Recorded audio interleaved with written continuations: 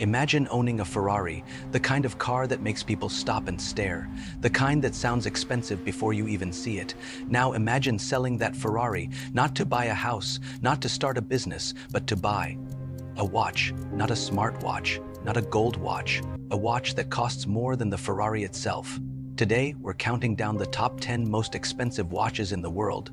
Timepieces so rare, so valuable, collectors treat them like art, like history, sometimes even like investments. And by the end of this video, that price tag might actually make sense. Before we jump into the list, let's answer the obvious question. How can something that fits on your wrist cost more than a machine with an engine, wheels, and massive horsepower?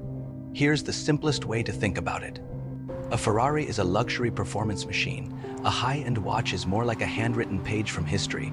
These watches aren't mass-produced. Some are made once, some take years to finish, some are touched by only a few master craftsmen on the entire planet. You're not paying for metal, you're not paying for gears, you're paying for time, for rarity, for story. That's how a watch enters Ferrari territory. And sometimes, it goes far beyond it. Let's start with the watches that are already shocking, but still just the beginning. These pieces cost about as much as a high-end Ferrari, sometimes more. They're made in very small numbers. They're bought by collectors most of the time. They're barely even worn. Think of these watches like starter mansions, already out of reach for most people.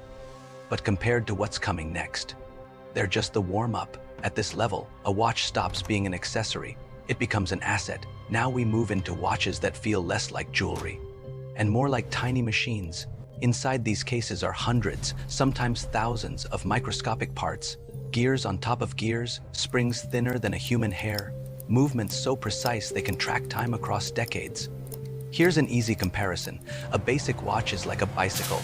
These watches are like Formula One cars, shrunk down to fit on your wrist, and the most incredible part? No batteries, no software updates, just pure mechanical brilliance. This is where prices really start to explode, because now it's not just about how the watch is made, it's about who owned it, where it's been, what moment in history it lived through. Some of these watches were worn by famous figures, some were present at major events, some exist as a single known piece. Collectors don't see these as watches, they see them as time machines, physical pieces of history, and when two collectors want the same story, prices climb into the millions. Now we're at the very top. These watches don't just break records, they change what people think is possible.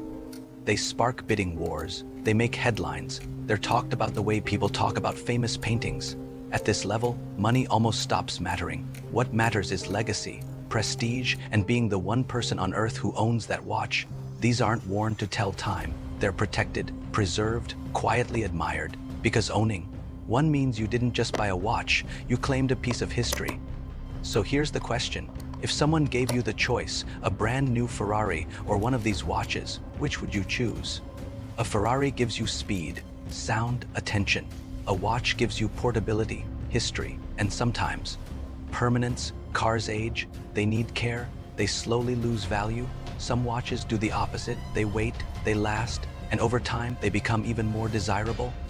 It's not about which one is better, it's about what luxury means to you. So the next time someone says it's just a watch, you'll know better, because sometimes a watch can be a mechanical miracle, a historical artifact, and yes, more expensive than a Ferrari. Now I want to hear from you. Ferrari or watch? Which one are you choosing? Tell me why in the comments. If you enjoyed this video, like it, subscribe, and stay around, because luxury only gets stranger from here.